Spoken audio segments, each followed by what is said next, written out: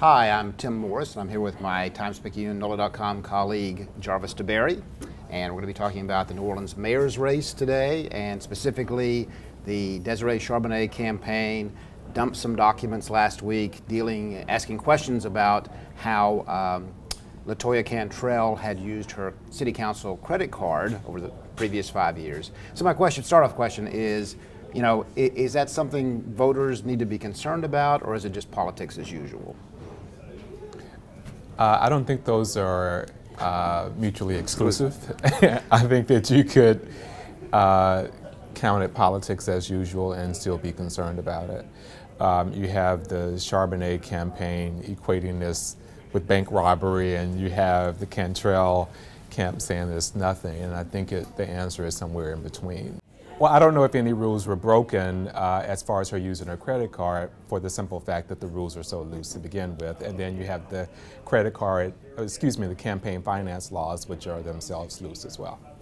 But even if it stops short of a crime, that shouldn't be our standard for proper behavior from our public officials. So I'm in the middle, I think, of these two polarized sides, one saying that this is the worst thing ever, and others say, oh, this is nothing, what are you talking about? Well, that's a really good answer, because you kind of capture the fact that disclosing these documents in the way that they did was to say, oh my, look at this, how horrible it is, bank robbery, all sorts of horrible things. But it's upon all of us, it's incumbent upon all of us to look at these documents and say, what's really there. And the Times-Picayune reporters, first off, they waited, they asked for the original documents, they looked through them, and I think there still are some troubling things to me.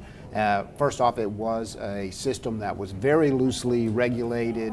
There were the idea being that a council member could basically use that card for anything she thought was legitimate, and they'd kind of sort it out later. And to me, that's the troubling part. Is I would hope that any city council member, let alone someone who's going to run for mayor, would say, this is really not the way that we should be shepherding public money. I mean, if the rules are that loose, abuse, or what we consider abuse, is going to be inevitable.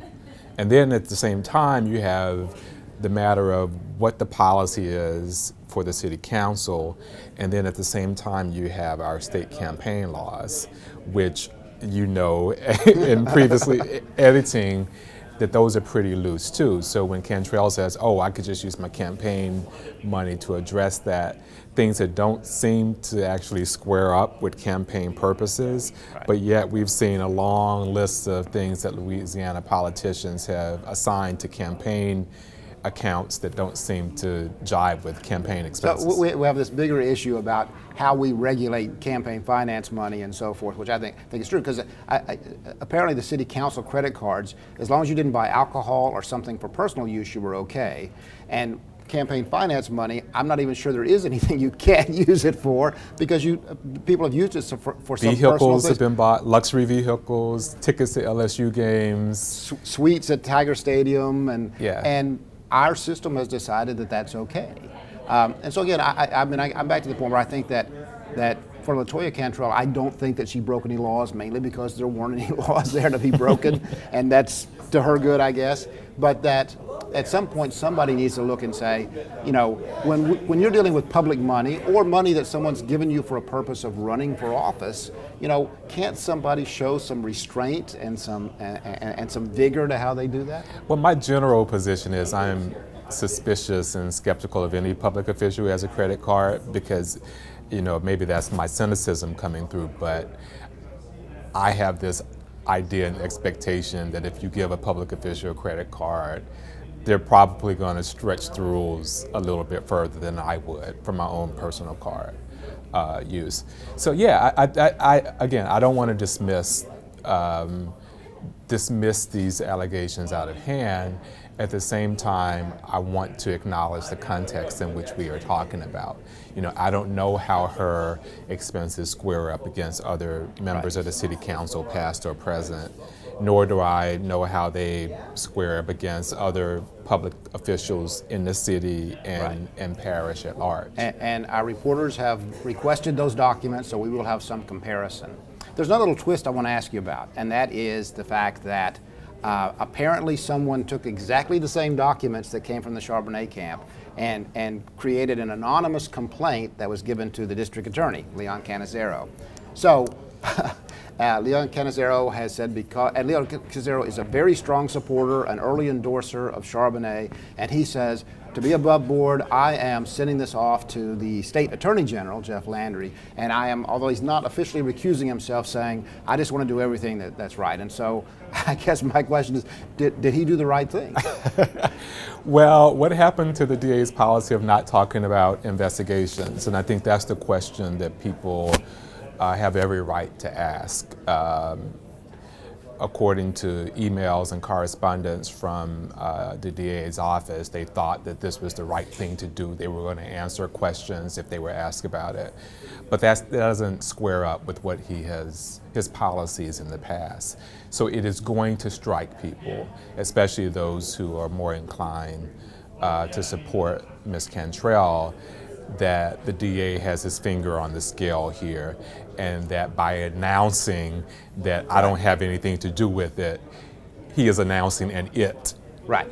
And so therefore is bringing attention to that thing that he says that he doesn't have anything to do with. So he brought some publicity to something that the Charbonnet camp was seeking publicity for. Correct. By referring to it as a possible criminal complaint, he kind of supported their idea that of bank robbery and so forth. Yeah. And then, but then he was able to move himself away and saying, I'm not really supporting her. So yeah, that's a lot different, as you say, than the way he usually handles. Yeah, you can't have it both ways. You can't say I'm out of this, but hey, I'm letting everybody know that I'm out of this, which is essentially what he's doing. What do you think he should have done?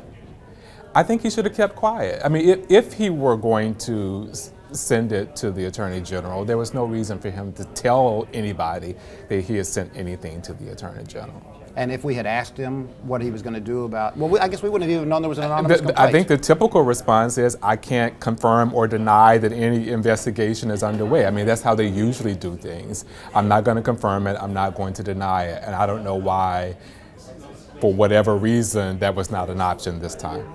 So unfortunately, the mayoral campaign, which people aren't paying much attention to, got a lot of publicity for something that may not, or may eventually have some policy implications. Yeah. But so I'm going to, at this point, just remind people, November 18th is the runoff. Look at the documents that when you can, read through them, try to understand, and make your own decision. But that the important thing here is that we become informed when we go to the ballot box. And don't use it as an excuse not to vote. Absolutely. Thanks for watching Common Ground.